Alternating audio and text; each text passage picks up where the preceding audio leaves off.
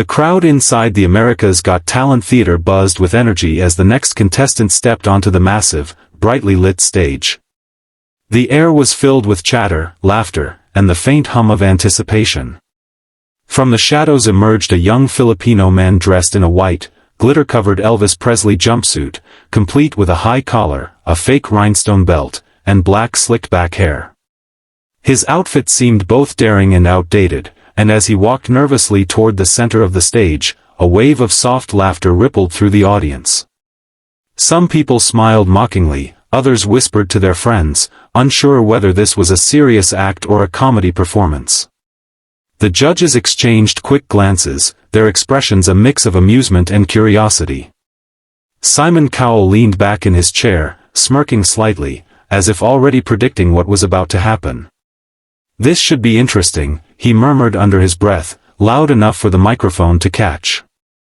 Heidi Klum smiled politely while Sofia Vergara tried to hide her laughter behind her hand.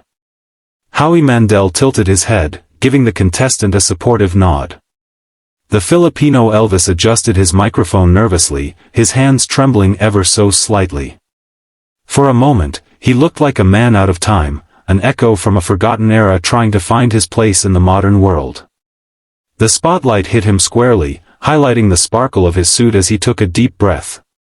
The audience quieted a little, though a few giggles still floated through the air. "What's your name?" Simon asked, his tone slightly teasing. "I'm Carlo, from the Philippines," the contestant replied, his voice soft but steady. Simon raised an eyebrow. "And who inspired this look?" Carlo smiled shyly and answered, "Elvis Presley, sir. Ever since I was a kid, I've dreamed of singing like him." A few members of the audience chuckled again, but Carlo didn't flinch. He closed his eyes briefly, as if saying a silent prayer. The lights dimmed, leaving him alone in a single golden spotlight. The laughter began to fade into a hushed anticipation. The familiar guitar intro of "Can't Help Falling in Love" started to play. In that instant, Carlo's entire demeanor shifted. His breathing slowed, his eyes opened with calm confidence, and his posture straightened. The laughter that had filled the room moments ago melted into complete silence as everyone waited for him to sing, unaware that everything they thought was a joke was about to change forever. The first gentle strum of the guitar echoed through the vast AGT theater, instantly drawing every eye toward the young Filipino man standing alone under the golden spotlight. Carlo gripped the microphone, his heart pounding so hard it felt like the entire stage could hear it. He inhaled deeply, and then, without hesitation, he began to sing. The first note of "Can't Help Falling in Love" left his lips, pure, deep, and rich, carrying a warmth that silenced every whisper in the room. The laughter that had filled the air moments ago evaporated into stunned stillness. His voice didn't just sound like Elvis Presley, it felt like Elvis had come back to life. The tone of his voice was hauntingly smooth, yet soulful, filled with emotion that reached deep into the hearts of everyone listening. His accent vanished as if he had been born in Memphis, yet there was something uniquely his own in the way he delivered each word, gentle, respectful, and full of passion. Simon Cowell's smirk slowly faded, replaced by a look of shock and admiration. Heidi's hand went to her chest, and Sophia's playful grin melted into awe. Howie leaned forward, eyes wide, whispering, "Unbelievable." The camera panned across the audience, mouths were open, eyes were wide, and a quiet, emotional stillness blanketed the room. Carlo sang as if the stage no longer existed, his eyes closed, his voice trembling with sincerity. Every note told a story of his journey, the years he spent singing at small-town events back home in the Philippines, the moments of doubt, the laughter he faced, and the dream that never died inside him. He lifted his hand slightly, mirroring one of Elvis's iconic gestures, and the crowd gasped at how natural it looked. It wasn't an imitation, it was a heartfelt tribute, a connection that transcended time and distance. As the music swelled toward the chorus, his confidence grew. His voice filled the theater, powerful and flawless, wrapping the audience in a wave of nostalgia and admiration. The judges leaned in, completely mesmerized. The laughter that once mocked him had transformed into reverent silence. By the time he reached the line, "Take my hand, take my whole life too," tears began to form in the eyes of several audience members. In that moment, Carlo wasn't just singing an Elvis song, he was proving that dreams, no matter how unlikely, can command respect when carried by genuine passion. The energy inside the theater began to shift the moment Carlo's voice reached its peak. The once skeptical crowd now sat frozen, their eyes locked on the young Filipino man who had completely transformed before their eyes. Every note he sang carried emotion, every movement was smooth and effortless, like he was born to be there. The judges, who moments ago exchanged amused glances, were now visibly moved. Simon leaned forward, his chin resting on his hand, studying Carlo with rare intensity. Heidi's eyes shimmered with tears, Sophia had her hands clasped to her heart, and Howie simply shook his head, mouthing, "Wow." As Carlo continued, the audience began to rise from their seats, unable to contain their admiration. People started clapping along softly at first, then louder, following the rhythm of his song. The laughter and whispers that had once filled the room were replaced by cheers of encouragement. "Go, Elvis," someone shouted, and a wave of applause followed.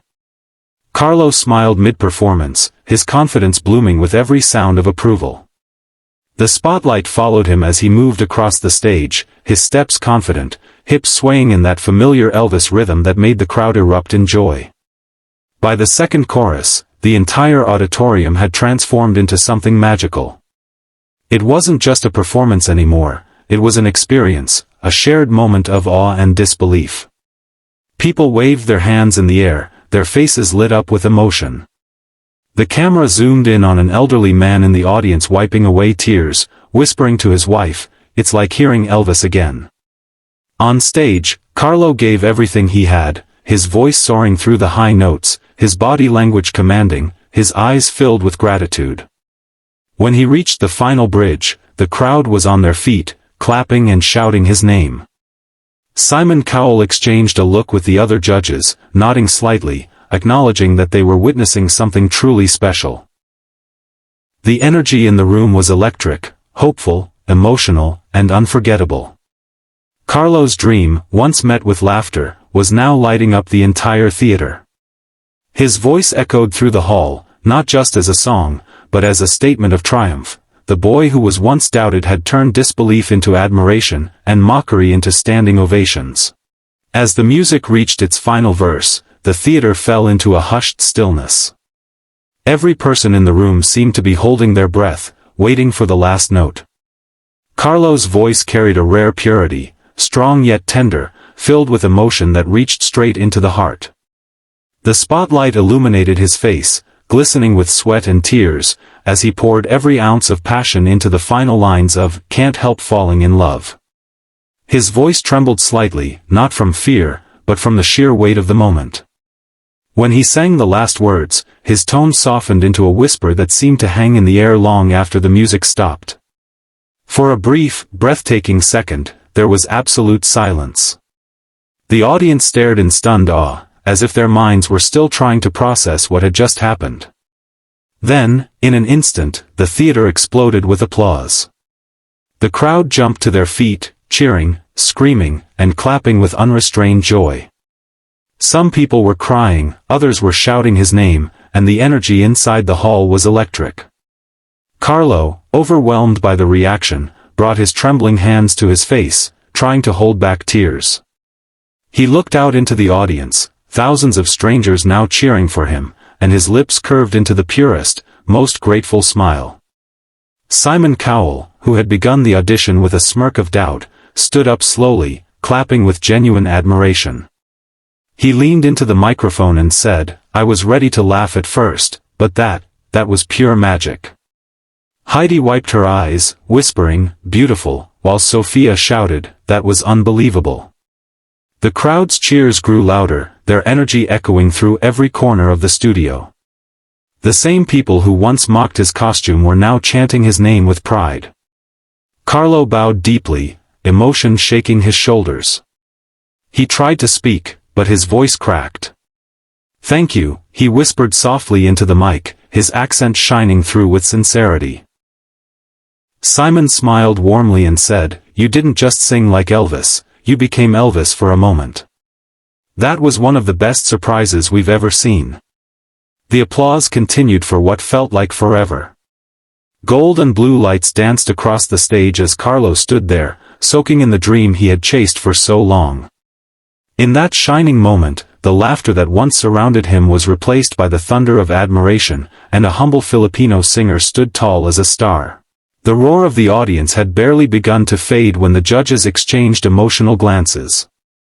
Heidi Klum wiped away tears, still clapping. Sofia Vergara pressed her hand to her heart, shaking her head in disbelief. Simon Cowell, smiling wider than anyone had seen in a long time, leaned toward his fellow judges. Then, in a moment of pure emotion, Heidi reached forward and slammed the golden buzzer. A thunderous burst of gold confetti exploded from the ceiling, shimmering under the stage lights like a storm of dreams come true. The crowd erupted into screams and cheers, their voices blending into a single, powerful wave of excitement. Carlo froze in place for a second, his eyes wide, unable to process what was happening. Then, overcome with emotion, he fell to his knees, hands covering his face as golden paper rained down around him. The camera zoomed in on his tear-filled eyes, eyes that reflected disbelief, gratitude, and triumph all at once. The judges stood and applauded, their smiles genuine and proud. Heidi shouted over the noise, "You deserve that. You just brought Elvis back to life." Simon nodded, his voice warm yet firm as he said, "That's what this show is about, people like you who remind us never to judge too quickly." The crowd chanted his name, "Carlo! Carlo! Carlo!" The confetti continued to fall, painting the stage in gold as the music swelled. Carlo stood slowly, looking around as if he were inside a dream. He placed a hand on his chest and whispered into the mic, "For my family, and for my country, the Philippines." His words hit the audience like a wave, many stood again, clapping harder, shouting words of love and support. The camera cut to audience members waving small Philippine flags, their faces shining with pride and tears. As he walked off the stage, still shaking, Simon called out, "Remember this moment, Carlo. The world just met the Filipino Elvis." The crowd roared one last time, their cheers echoing through the studio long after he disappeared backstage. Under the falling gold, he turned once more toward the audience, smiled through tears, and whispered, "Dreams do come true." And in that breathtaking instant, it felt like they truly did.